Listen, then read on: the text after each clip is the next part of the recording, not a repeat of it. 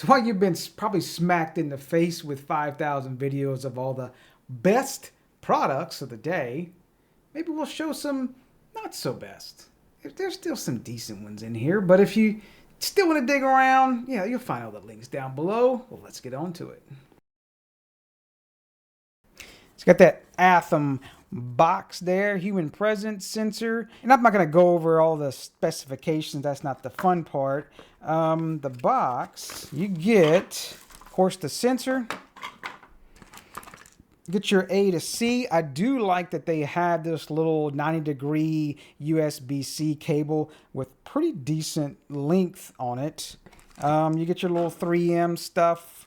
So you got your reset, you know, if you want to mount it. They got this different mount, this little pivot. That is pretty cool. Does that fit? Yeah. I actually kind of like that. Get probably a 1 amp is what I was seeing. Oh, this says 5 volt 2 amp. I don't know if you can see that, but you don't need to. I just told you. Yeah, I've already opened this guy previously when I started messing with it. I don't recommend trying to open this guy unless you're really just killing to open it, but I'll open it for you, of course, so you don't have to. It's got some pretty good clips on there, but yeah, you can open it. Now, everything is exposed for you. Does this fit in the back too? I just saw that. Okay. I like that they're doing the different mounts for this. It gives you plenty of ways to mount it. There is a little PIR sensor in front. I didn't have to do that on my little mmWave builds, but maybe this little mmWave sensor isn't fast enough, so they have to pair it with the PIR. Or maybe it's just to help with false positives, or you can, well, it's ESP Home, so you can do what you want there. Now, they do have this pre-flash with ESP Home. Now, you can do the whole adopt thing, add it to your Wi-Fi, but it is open source. You can go grab the firmware and then modify things yourself, because like a couple things I had to change for my network. So inside the Athom human presence sensor, really not a whole lot to it. Of course, there's going to be that ESP82, I think it's the 85, which is basically going to be that same family, that 8266, which we know that processor very well, going to work with ESP Home and Tasmota. So they have all the different pins out here if you need to flash it manually. That's pretty cool there. Looks like standard dot pitch there. USB-C. I know they call it the JW presence sensor. That's interesting. So on the other side of it, yeah, party in the back as always. This chip here, this is the presence sensor. This is the 2410C, just in this different form factor. Man, that looks awfully similar, especially the way the antennas are and the chip. This one has a little bit more things to it. This is soldered on the board, but it may be like just a white label HLK 2410 of some sort, maybe without the Bluetooth part, and that's what maybe those other pieces are missing. But kind of cool that, you know, you can pop it open if you need to do the flash recovery, or if you got too big of a bin to send over, then you can still recover it that way. Because I believe this is only 1 meg flash, but maybe that might be 2 meg flash, so don't quote me on that. Be interesting to check out this against some other mmWaves, which I potentially am going to do. I would like to do some like type of roundup of these guys. So, and that leads us to another one. mmWave. You can see this. Here's a 3D printed case. I've seen these guys on Reddit. This is Screek. And they also do this little USB cable. It has that same little thing, little 90-degree angle, right angle, whatever you want to call it, cable, but it is rather short, so you'll need to get your own extension. I think they sell these on eBay. Of course, I'll leave all the links down if you want to find these. Now, let's open this one up. And this one's fairly simple, and you'll see this is kind of homemade. Let's go ahead and zoom in so you can get a better look there. Now, one thing I do like right off the bat is that this is ESP32. Pretty sure this is ESP32C3, but I'd like to see that, especially in the mmWave. Now, they're close to my heart because they use hot glue in theirs, just like I do. So they soldered straight to this. Looks like this is that Lalin, I think. I'm not exactly sure. I don't want to pull this one out of here. I've seen this board on AliExpress before. Now, this mmWave sensor is exactly this one, I believe. Yep, same sensor. This is the HLK LD2450, and yeah, you can get these off AliExpress, so you can kind of see where I'm going already. If you want something with ESP32 and then this board in a case, yeah, I go buy it from them.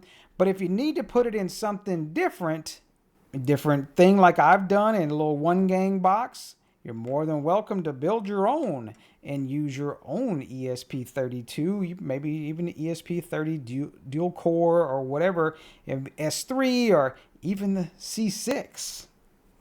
So yeah, it's another mmWave. And see, I'm gonna stick this in my little roundup, and we'll see what we get out of it.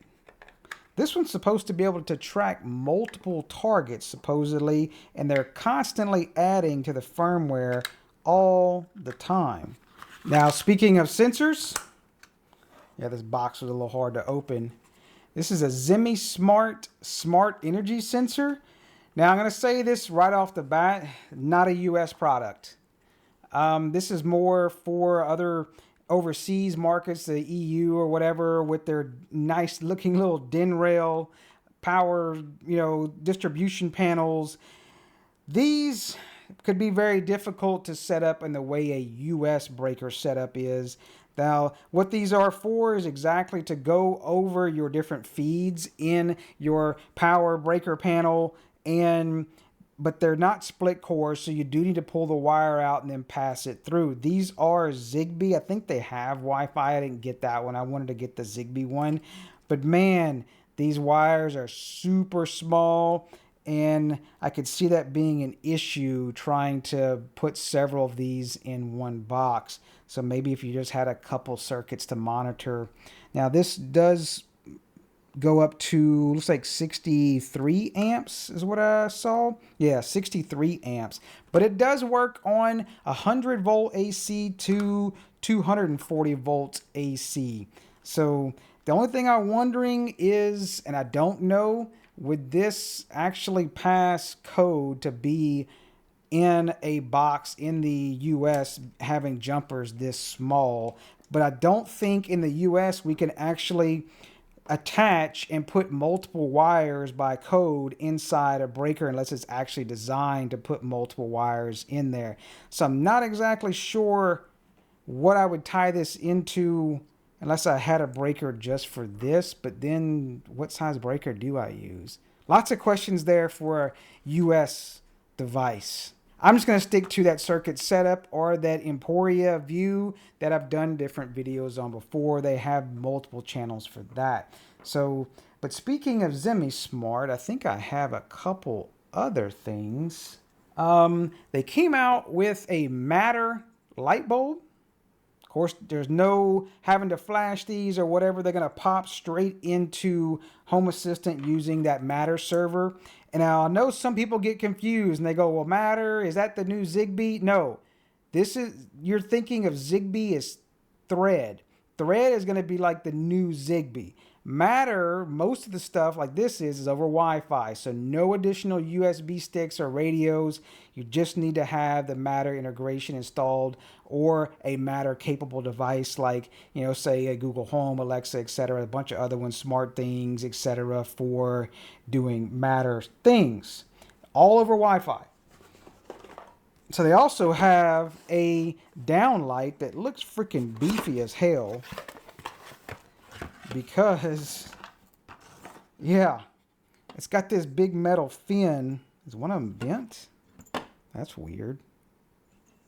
Like, one of them's bent. I guess that doesn't matter too much. So, this just pops into the ceiling. like your little downlight that's spring loaded. And then they have the little LED driver that, you know, stays, I guess, in the attic, or because that would be tough to fit that inside of a downlight. Yeah, so I guess this is meant for the attic installation. Now, I know these are 4-inch. This is the OG ZemisSmart ones that we flashed with 2-year convert way back in the day. No, I was wrong. They're 4-inch.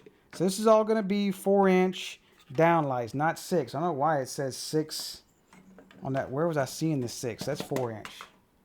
Sonoff. Not been too big of a fan with their Zigbee sensors. So they came out with a couple new ones here. This is their temperature sensor. And I think they've got a pretty massive battery.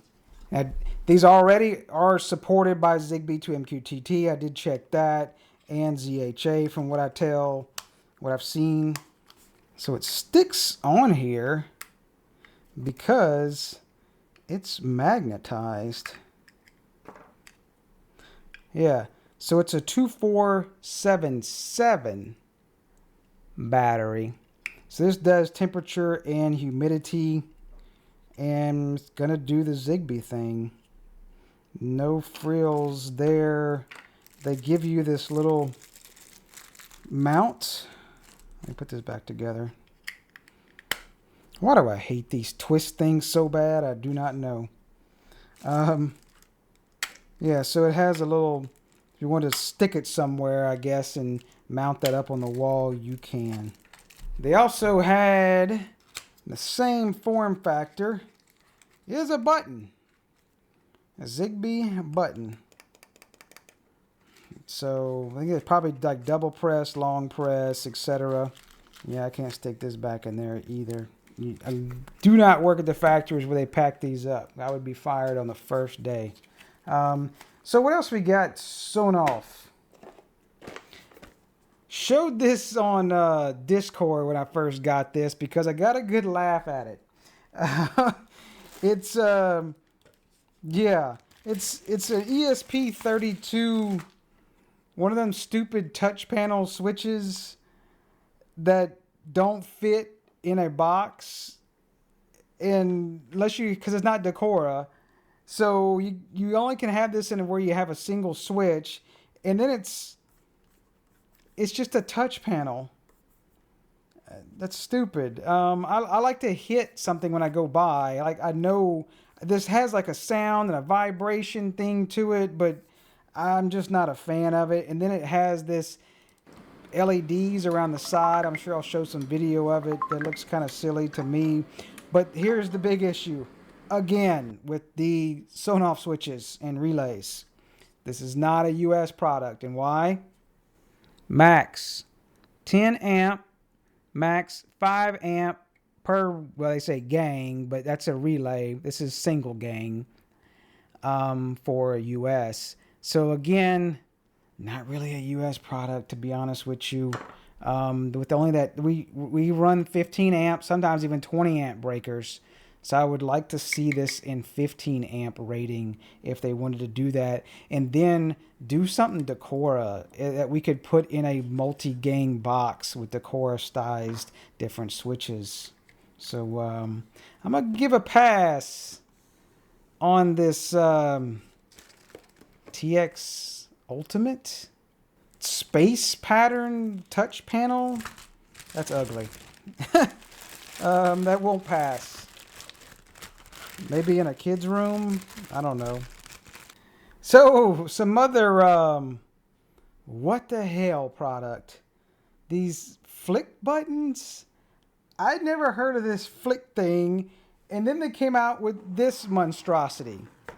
And they, of course, they think it's the best since sliced bread. But, this Flic twist. And I just want to say, you know, it's like, never mind. It's that we gotta stick to some family stuff about twisting. It's a knob. Now the animation's kind of cool, but you're supposed to stick it to the wall and turn. It reminds me of like an old thermostat from like the freaking 80s. or I guess you want to look at some of the Nest ones. There's a button on it. It does take, I think, 2 AAAs. But then you need their hub. And they do have some other Flic buttons, but they sent me their little hub. He already took it apart. It's ESP32 based C3. It has their little long range Bluetooth chip. But then here's the big problem. This is all in the freaking cloud. There's no integration stuff. I did the SDK stuff. They said it won't work with this hub. It won't work with this. There's no MQTT. And there's no integration with Home Assistant. And then they kept pushing to integrate it with Alexa. Don't have that. I really couldn't test it. Don't buy this crap. Go buy a Zigbee button. Then you can use it how you want.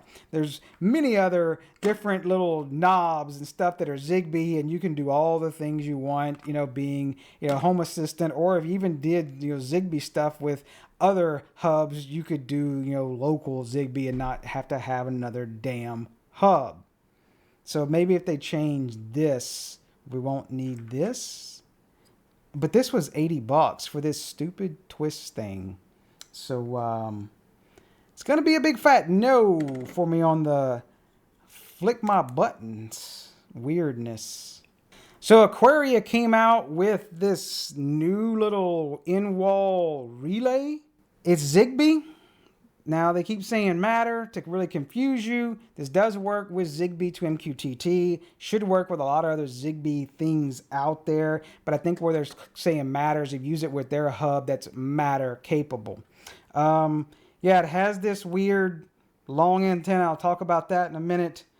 It's dual relay. It's dry contact, and they call it wet contact. Or I'm going to call it moist contact. And then it has these switch inputs. I think it's AC. It does AC input, and it does DC like 24 volts or higher. You can see the problem there, 10 amp. So yeah, we'll get to that when we wire this up. But let's pop this open. Not seeing the relays just yet. Of course, the Zigbee, so no flashing of this really. But I'm gonna pop this whole module out. Hopefully without breaking it. There we go. Wow, they packed this sucker in here. But she's chunky. Yeah, the Zigbee radio is on top. What chip did they use? MG24. So that's EFR, the Scilabs. Relay. Can't see the relay. Does this board pop off of here? It feels loose. Yes, it does. And then this filler, does this filler pop out? Yes, it does. All right. Let's see what size relay they used. HF32 FAG. If I can see what that cap. Hard to show on camera, but that is a 10 amp 250 volt AC. Check this out. The size is, that barely fits in a 1-gang box. And these are deep 1-gang boxes. Then by the time you're trying to press that in there, that's going to be tough to put a switch in front of that. Then with all your stuff, that's going to blow out all your fill ratios. It's a big honking relay to wire up for the US market. Now, I know the other use case for this in other markets, they've got the little DIN rail clip. So that makes more sense that you actually had this in a larger box, not for the US market where we really don't have DIN rail in the residential side. And we don't just have these 1-gang or 2-3-gang boxes. So, yeah, it's not a U.S. product by any means. And then I really didn't like this Zigbee wire that hangs off of the antenna. I've seen too many issues with this. Even Sonoff learned from that. I saw several of these when they had the little external antennas on the Sonoff minis, the first ones. I do get it. They're trying to get a better signal. But yeah, I've seen people nick these, and then when you get mains voltage jumps into this, that's a bad idea. And yeah, I've seen the other ones that were smoked. I don't know what to say about this. It's a big chunky relay. It does have power monitoring on it, but it's not dual channel. From what I saw, it was only single channel coming up, so it's combined. I'll give them kind of an okay. I guess they're trying to get into something different, but I'd like to see them improve. I know you've all seen these. Wago, they are the way to go, right? Cheesy dad joke. These are different, though. Simple wire splices. If you are new and have not seen the wonderful world of Wago, yeah, these are cool little ways because our little shade tree electricians like us, we suck at putting a bunch of wires in, you know, those 3, 4, 5 gang boxes and doing all these and wire nutting things and worried about them coming off. Well, guess what? This is a solution for you. They have 3, 5, and I think I've got some 2s here. I love to use these things. I know that some electricians do not like it, but there is a lot of videos and testing done on these for the amperage rating, and there's a lot of certifications on them. So, but that's not what I'm here for to debate. That is this one. It's end to end. You can see that right there. They are rated for 20 amp. So they're very cool, just wire splices. And I know you're probably saying, well, hey, I can just use some 2s. But the 2s are all on one side, so you have to open the little door and stick the wire in, and then you'd wrap it, you know, have to come, you know, have a splice like that. But there's sometimes this is nice for, like, say something sticking out the wall or whatever. You can, you know, put it right here, and then it gives you a little bit more slack out the side. And it's really simple to put this guy in. You can actually see that you put it all the way in.